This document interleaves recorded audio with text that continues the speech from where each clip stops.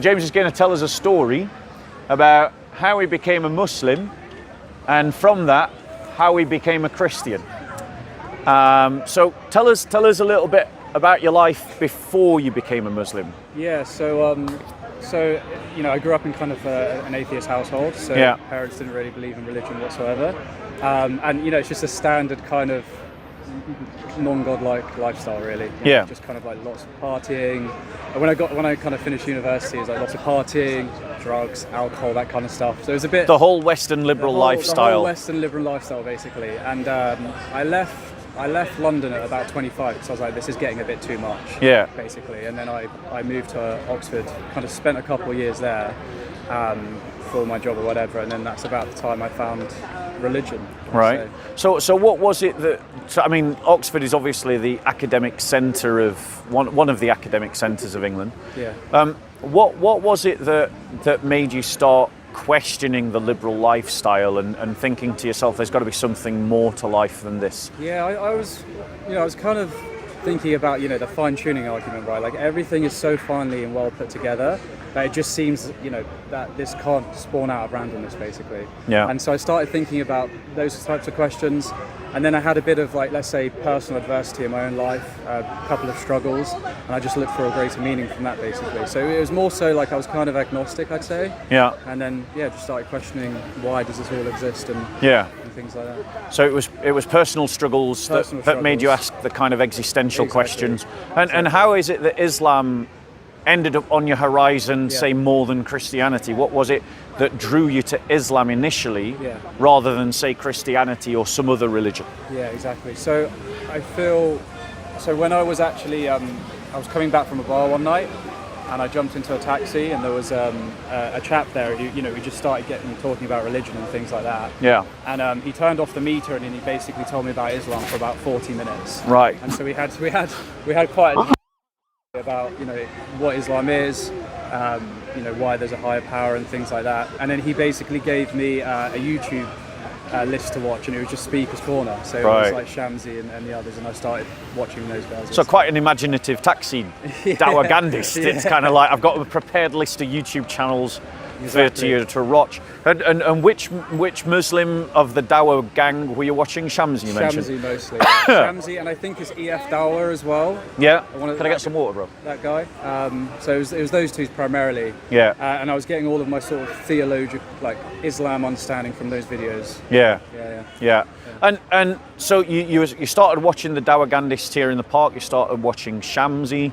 Yeah. You were learning. Yeah. What was it that drew you into Islam then? Yeah, so I was kind of convinced that there is, we're not here by choice or by randomness, and so it was my first introduction to religion, and I guess I now know I got carried away with it, and I didn't do my research properly. Yeah. I started going to Jummah prayer on Fridays. Yeah. I felt a really nice, strong sense of community, which the Muslims do really well. They do that really well. Yeah. And started watching more videos, and a lot of the videos I'd watch from Speaker's Corner are, obviously coming from one side. Yeah. So I guess they only publish the good videos, right? Yeah. If you beat them in a debate, that video will not appear on their channels. Exactly. So it was mostly, I was looking at it from that angle. I was like, okay, this must be the right path forward because they're always right. They have very convincing arguments, basically. Yeah. And I started reading the text. I read the Quran, and there are some nice parts of the Quran. I thought there was some beautiful messaging in there. Yeah. And that just aligned personally with me. I just thought, okay, it's got really good messaging. I mean, I'm half Turkish. I come from a Turkish background. So some of my family are like, Muslim. So in other words, a full European who got kidnapped in the past. Basically. Yeah, go on. Yeah. And so how long was that process of investigation, watching videos, reading about the Quran, going to Jummah prayers on a Friday? How long was that going on before you took your Shahada? So it was about half a year, and it was quite an intense period as well. So I read the Quran first. I started reading parts of Hadith, and I started watching a lot of Speaker's Corner. And then I took my Shahada in the mosque in Oxford. Right, and to many a cry of Allahu Akbar, I imagine. Exactly. Yeah. Exactly. Yeah. Right, and so you became a Muslim. Yeah. What was your life like as a Muslim? Do you want to describe that to us? Yeah, I'm just going to be purely honest. Yeah, just be purely honest and tell the truth. I'm not looking for any kind of distortion in any direction. It was So initially it was like really exciting. You know, I found God. I was drawing closer to God. At least that's what I thought. Yeah. And then after about 2-3 months of sort of, you know, practicing, I just started hating myself, to be honest. I couldn't do the 5 daily prayers. Yeah. I'd miss a prayer. I would go see, you know, an imam, and they would say, "Well, you have to do wudu this way. If you don't do it this way, your prayer is invalidated." So it starts making you feel a certain way. Yeah. So I actually, after about 3 months of practicing, however long it was, I felt worse. Yeah. And The heavy burden of yeah, ritualism. personally, I just couldn't do it. Yeah. Like all the rules and everything, and it was just too much for me, basically. Yeah. Like what? Sorry, we're doing our own conversation. Ignore this guy, brother. Yeah. This guy's a troll and a heckler, who, whenever I challenge him to a debate, he never does a debate. He just heckles from. So let's keep. This is what I warned you about. So stay focused. They're just triggered. They're just triggered. They're secular humanists who can't defend secular humanism, and they get triggered every time they're challenged by me. So anyway, carrying on. So what in terms of the ritualism and Islam was hurting you in terms of making you self-loathing? Was it just the sheer complexity of it? Was it the disagreements of it? Or was it just the fact that you personally couldn't be disciplined enough to keep them? What was the dynamic going on? I feel like discipline was one part, so I don't think I was disciplined enough to keep up with all the rituals, like all the daily prayers. But for instance, when you would go to like Jummah prayer and they would do the khutbah, and a lot of it I found it was just, for me anyway, everyone's different, they put a lot of pressure on me, like, you know, are you ready for the grave? And I'm sitting there thinking, okay, I fucked up like 20 times this week. Like, right. You know, and eventually you just implode under all the pressure. Right. And that's what I found myself doing. Really. Yeah. What in terms of how deep did the Arabization go? Did you end up with an Arab name? How much Arabic did you manage to learn in the 9 months? So I actually learned Tajweed, and I took a course at Oxford so I could recite the Quran in Arabic. I couldn't understand it in Arabic, but I could do the recitation course. Okay. So I took it very seriously, like I was really trying to get closer to God and things like that. And I mean, they offered me an Arabic name when I did my Shahada. I decided to keep my own. So, okay. Right. And so what was it that how is it then that you started, how did Christianity arrive on your horizon? Yeah. What was it that first made you take note of Christianity as a possible alternative to Islam? Yeah, so I remember there was a point at which I realized I read some hadiths, I read some passages, some points that it didn't bode well with me. Yeah. And it was like the final straw that broke the camel's back. Which passages were these? Yeah, so the first one was, first I came across the marriage to Aisha. Yeah. And that it didn't bode well with me. I tried looking at scholarly explanations. Even though there's scholarly explanations of it, I just couldn't convince myself that this is something that a prophet who was chosen by all of mankind would engage in. That was my opinion. And then I saw a passage which said something like, if a woman doesn't come to bed with her man, the angels will curse her in heaven. Yeah. You know, are you familiar? Yeah. If a woman refuses to have sex with her husband, she gets cursed by the angels. Exactly. And there was a bunch of them, and I tried looking up scholarly explanations of it, and it just wasn't convincing enough. Right. And I coupled that with how I felt in the religion. Yeah. And then from there, basically, I prayed in the shower. I was like, go on my knees. I was like, if there's a God, if there's any God, reveal yourself. I give you to. I'm lost. Yeah. And 2 days later, I got a handwritten letter through the door. Oh wow. That was basically saying, "Dear neighbour, Jesus Christ is your Lord and Saviour. Yeah. You should basically pursue Him, and it had like He died for our sins and things like that."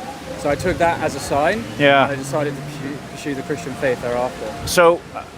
When you said was it as instant as that? Was it like that day you read that letter and you decided, right, now I'm not a Muslim, I am a Christian, or was there sort of a transitional phase where you started investigating Christianity while still practicing Islam? So at that point, I decided to leave Islam.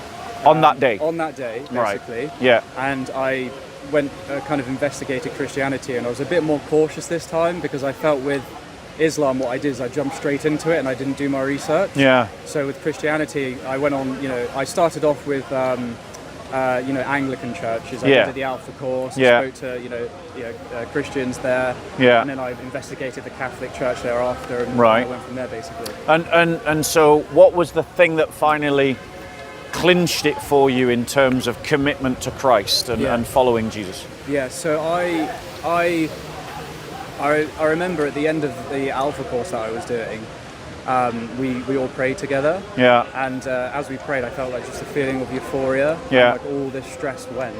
And I think at that point, just in my heart, I knew it was for me, and it was something that I wanted to follow. Basically. Yeah, because one of Christ's teachings is, come to me, you who are heavy laden and are weary and heavy burdened, and I will give you rest, and you will find, peace for your souls. Take upon my yoke for yourselves, and learn from me.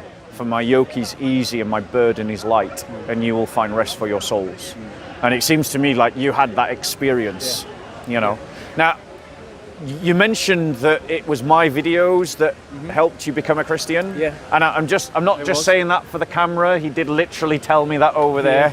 So what videos was it, and how did that impact you in terms of So it was basically when I was kind of watching a lot of like Shamsi around that time, I saw him debating you. Yeah. And then from that point onwards, I started basically watching yourself. And there's another chap as well. And then I started seeing the arguments for the other side. So like I said, with Speaker's Corner, when you watch one particular faith group, Islamic, you're only going to get the good videos from the Islamic group, or let's say the other group. And so I started watching the counter arguments to a lot of things. And from there, I was like, okay, I'm building up my evidence base here. Yeah. It gave me the confidence that I needed to basically have a bit more faith. Thanks be to God. And how long have you been a Christian now? I'd say probably about 6 months now. 6 months. 6 months. And what's your life like as a Christian? I feel liberated, to be honest. Yeah, because I don't have. I mean, I believe in works. I believe you have to do works. Like works and faith go hand in hand. At least that's, but I feel a lot less pressured, a lot less stressed, and I feel like the Bible itself has a lot of beautiful messages. So, for instance, like a lot of what St. Paul writes to the Corinthians, and I'm still learning about love and how it is and all those types of beautiful messages. So, try and implement them all in my own life, and I mean, all Christians believe in works. We just don't believe in works unto salvation. Yeah. So we're saved as a gift and a grace of God, and then our works are an adornment to the salvation we received as a gift. It's kind of like if I was a multi-billionaire and you were in debt that you couldn't pay, and I paid off your debt and then set you up for life in £1 million mansion with £1 million every month to look after yourself. There's nothing you could give me as a multi-billionaire that I couldn't buy for myself. But you would want to show your gratitude through other kinds of tokens. You might invite me over for a meal and cook it yourself, and your kids might write me a thank you card and draw me a really rubbish picture, but it's really sweet because they give it you and then you stick it on the fridge, that kind of thing. That's what our works are to God. They're tokens of our humility and our gratitude for the salvation that He's given to us as a gift. So as a new Christian, are there any questions that I can help you with, or anything you want to ask that we can talk about? I've just kind of been reading the Bible and just kind of going through it in my own sort of time. I think I'm okay. I think my local church has done a good job of guiding me. I feel pretty set. I come down here on the weekends to try and see myself a little bit. But good. Brilliant. Well, peace be with you, brother. Welcome to the family. Good to see you. See you too. Thank you so much. Christian, shall we welcome him back to the family? And it just goes to show, guys, that the evangelism that we're doing in the park really does have an impact, and it really is working. You've got the living proof right there, stood right in front of you. And he actually exemplifies the reason why all the Dawagandists refuse to debate me now. Because every time that we've debated them, it costs them converts. It was my debates with Shamsi that helped this brother to become a Christian.